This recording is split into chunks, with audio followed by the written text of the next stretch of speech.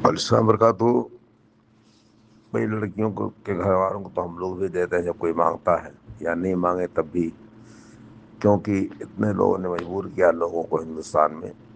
اس میں خود ہی لوگ برے ہوتے ہیں. ہم لوگ ہیں، ہم لوگوں نے اپنی بہن سے وقت سے لے کر کے نہ کسی کو دیا نہ کسی سے لیا.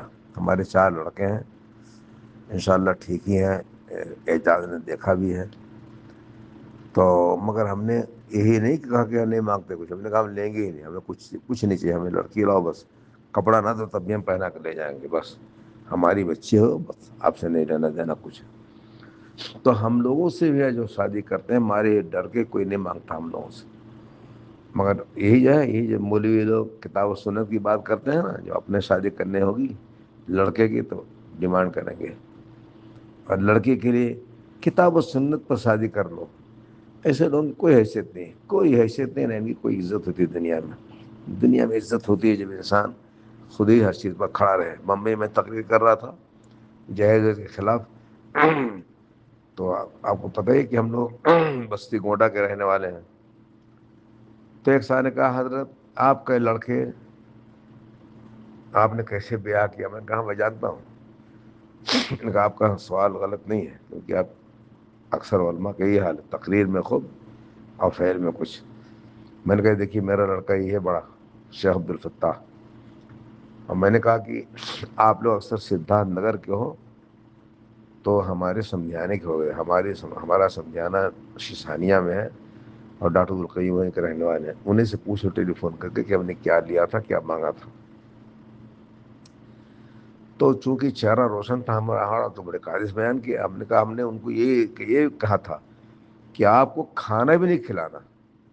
ہمارے نکاح پڑھانے 2-4 آدمی رہیں گے، ولیمت ہمارے دروازے پر ہوگا فلاں مہینے میں.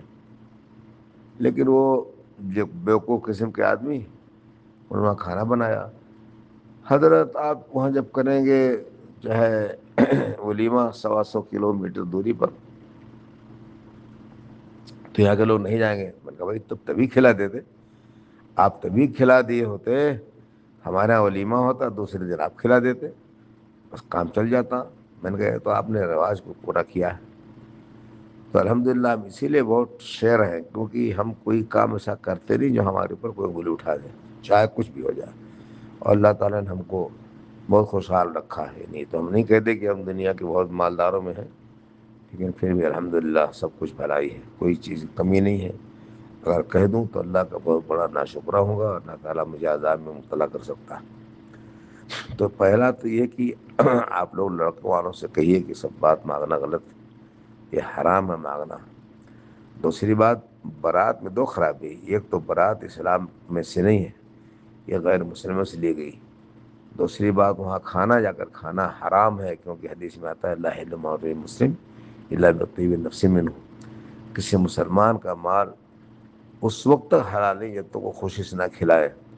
آج بارات کوئی خوشی سے نہیں کھلاتا ہے. کیوں؟ وہی لوگ کسی کی دو آدمی دعوت نہیں کرتے، مگر 150 کرنے مجبور ہیں. کیوں؟ لڑکی کی عزت نہیں ہوگی. وہ کہہ بھی دیتے ہیں ہمارے اتنے لوگ آئیں گے.